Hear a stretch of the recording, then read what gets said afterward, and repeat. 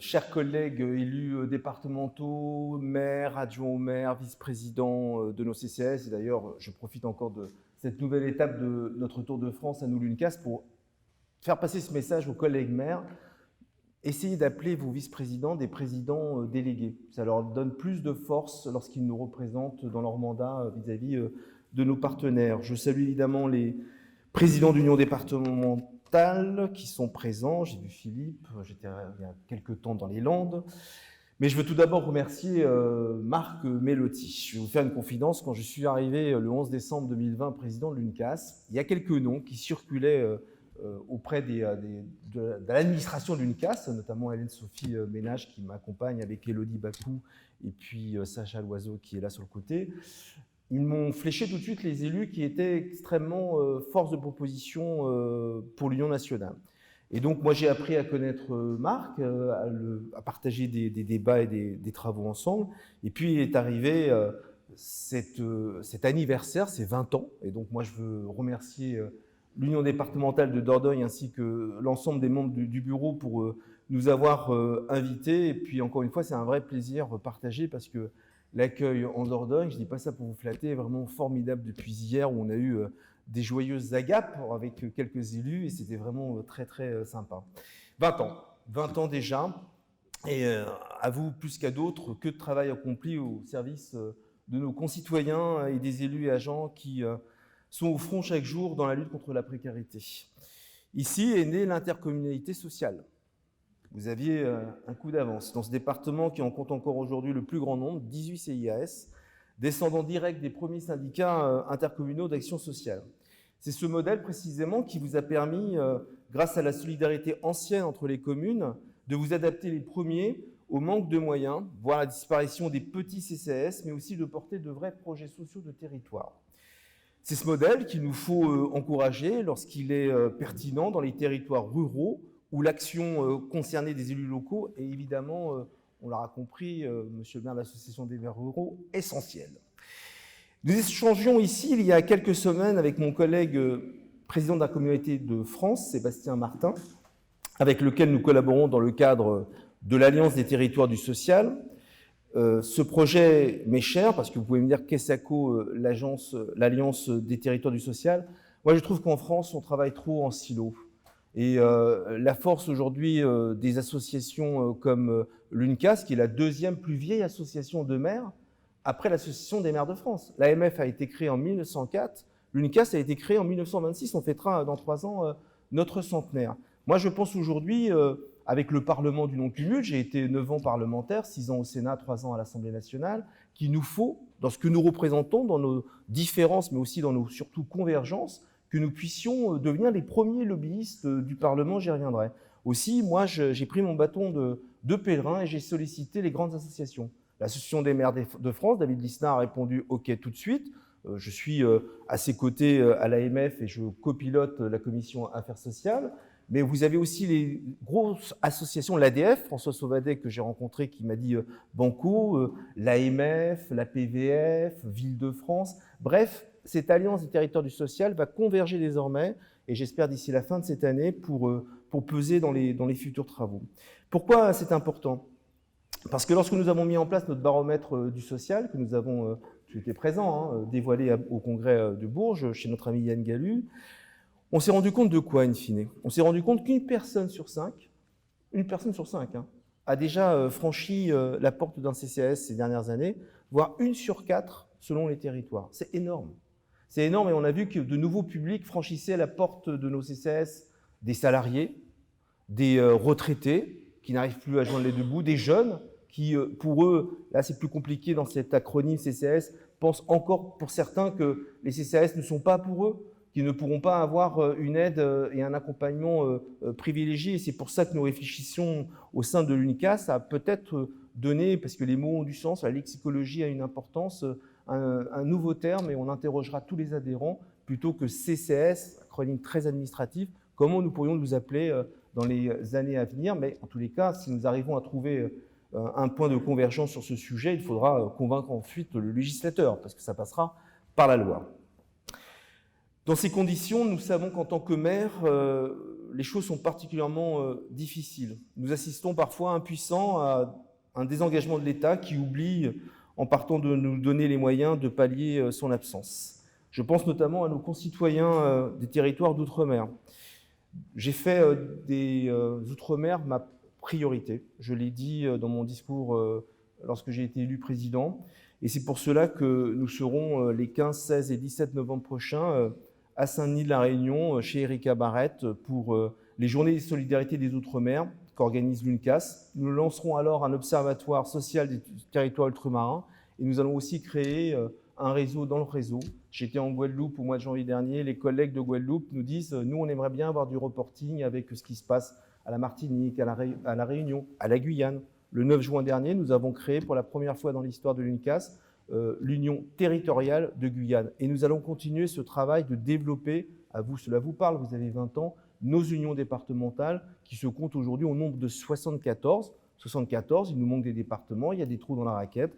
Eh bien, nous allons continuer à travailler pour développer ce que nous sommes.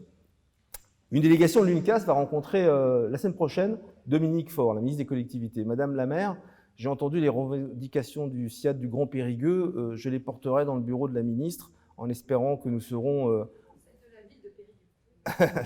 Celle de la ville de Périgueux, en espérant que ce sera entendu, même si on l'aura compris, et nous les élus locaux, on n'est pas toujours bien écoutés par nos gouvernements, quels qu'ils soient, et successifs, ce n'est pas propre à celui-là en particulier. Je crois que nous sommes en train quand même de réussir avec les élus et l'équipe de permanents de l'Union nationale, avec les unions départementales qui connaissent bien leurs parlementaires. Nous en avons vu 3 hier soir, une députée, 2 sénateurs, une sénatrice, un sénateur.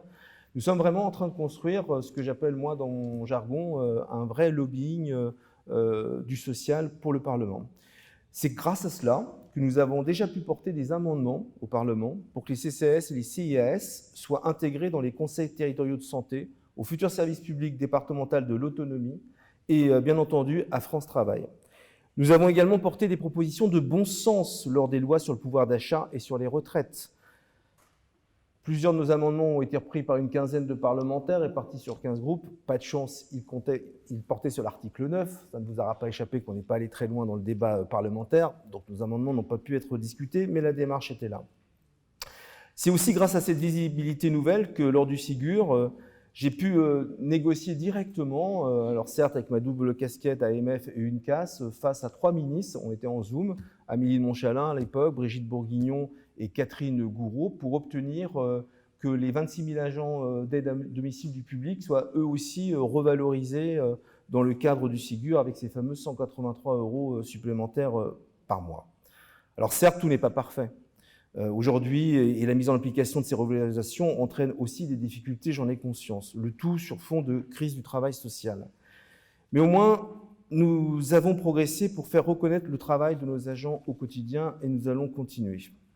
Les agents, justement, qui font vivre le service public tous les jours dans nos territoires et qu'il convient de rémunérer, de former et de considérer à la mesure de ce qu'ils apportent à la nation, sous peine de voir l'action politique montrer son impuissance publique pour relever tous les défis que nous posent les prochaines décennies.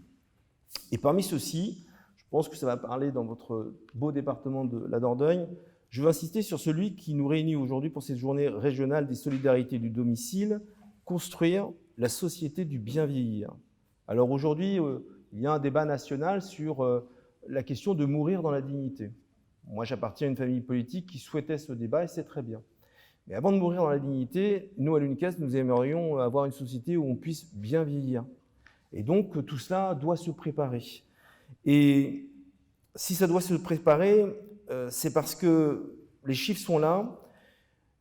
Lorsque nous serons 16 millions de Français de plus de 65 ans en 2030 et 19 millions 10 ans plus tard, nous plaidons pour un grand plan d'investissement qui passe aussi par un grand plan de logement résilient, connecté. Alors certes, les résidences autonomes et les EHPAD ont évidemment leur importance. Moi, ce que je reproche comme président de l'UNCAS, c'est que lorsqu'on parle de cette question de la société du bien vieillir, cela passe essentiellement par le prisme du médico-social. C'est important, mais ça ne peut pas être l'essentiel. En Guadeloupe, l'ensemble des seniors veulent finir leur vie à leur domicile. Et donc se pose derrière la question aussi des aidants, puisque la majorité des jeunes Guadeloupéens partent en Hexagone pour faire leurs études ou travailler. Et derrière la question des aidants en général dans les territoires ultramarins et aussi en Hexagone, se pose la question de leur statut. Il y a en France 4 millions de salariés aidants. Dans ces 4 millions, 65% d'entre eux ont un taux de mortalité supérieur à la normale, parce qu'à force de s'occuper des autres, ils ne s'occupent plus d'eux. Alors imaginez ce que cela veut dire pour ces 4 millions de salariés aidants de se voir prolonger leur travail avec la nouvelle réforme des retraites. Tout est dans tout. Il faut savoir sereinement poser les débats de cette manière-là. L'UNCAS avait milité lors de l'examen du projet de loi de financement de la sécurité sociale pour 2023 pour un soutien massif à ces services publics. Une étude sera bientôt menée avec l'Union nationale de l'aide, des soins et des services au domicile, l'UNA, sur leur tarification, dont nous demanderons l'augmentation dans les textes budgétaires. Nous le demandions déjà dans notre livre blanc « Autonomie » en 2021. La Cour des comptes l'a préconisé à maintes reprises et nous continuerons de le porter cette année encore, et chaque fois que nécessaire, jusqu'à obtenir gain de cause. Mais je n'apprends à aucun des élus présents, c'est par le terrain qu'on peut agir concrètement pour nos concitoyens, inventer des solutions et être utile au quotidien. Les CCAS et CIAS ont beaucoup à apporter. Pour conclure, nous avons été de toutes les crises. Nous avons été présents pour la crise sanitaire. Nous sommes présents encore cet été quand il y aura les canicules.